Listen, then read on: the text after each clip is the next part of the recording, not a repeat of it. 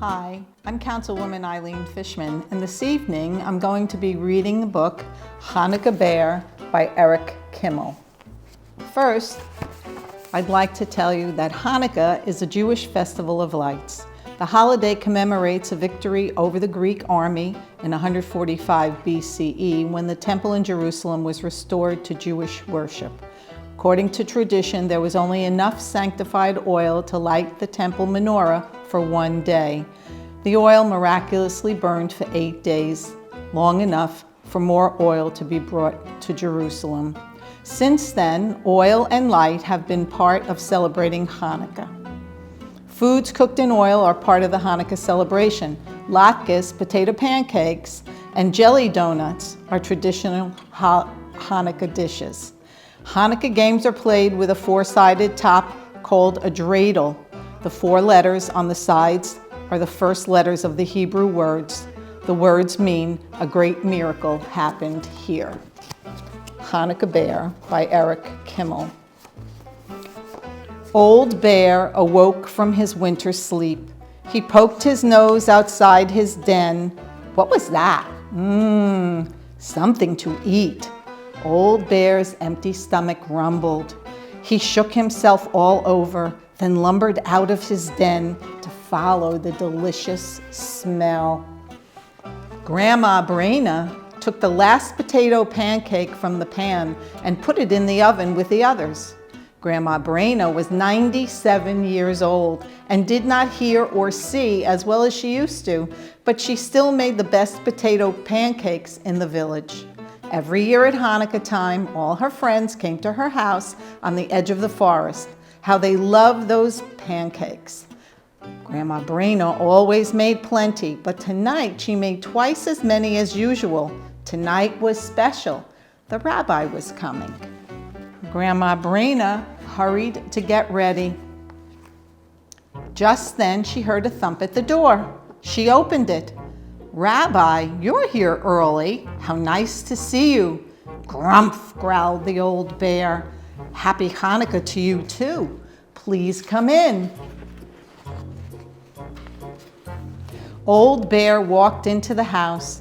"I'll take your coat, Rabbi." "My, how thick it is." Grandma Braina tugged at Old Bear's fur. Old Bear roared, "Grow!" "Oh, you want to keep your coat on? Well, that's all right. It is chilly in here." Old Bear's nose twitched. "Rumph. Thank you, Rabbi. How kind of you to say that. The pancakes will taste even better than they smell." Old Bear followed his nose to the oven. "Grrr. Rabbi, I'm surprised at you. You know we don't eat until we light the menorah." "Grrr. Thanks." "All right. I know you were teasing. I'll light the candles. Will you say the blessings?" Grandma Braina struck a match and lit the shamus candle. Then she lit the one for the first night. Old Bear muttered and growled. "Who has kept us alive, sustained us, and enabled us to reach this season? Oh, Rabbi, you say the blessings so beautifully." Grandma Braina sat down at the table. Old Bear sat beside her. "Let's play dreidel. We'll use these nuts." Old Bear cracked one with his teeth. "Rabbi, you won't have any nuts for the game if you eat them." Grumped the bear. "Don't worry, I have plenty of nuts if you need more."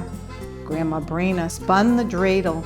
It stopped on the letter Gimel. "I win," she said, swept the nuts into her apron. The old bear roared. "Don't be angry, Rabbi. It's only a game." She tossed him a nut. Old Bear begged for more.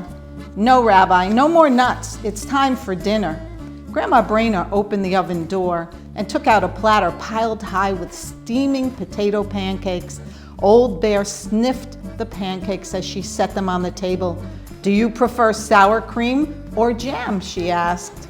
"Grrr," growled the old bear. "Jam, I thought so." Grandma Braina smeared 5 big latkes with jam and stacked them on Old Bear's plate. Old Bear gobbled them down. Grandma Braina laughed. "You should use a fork. You have jam all over your beard." She wet a towel and wiped the old bear's face. I must tell you, Rabbi, you eat like a bear. I'm hungry like a bear, so I eat like one.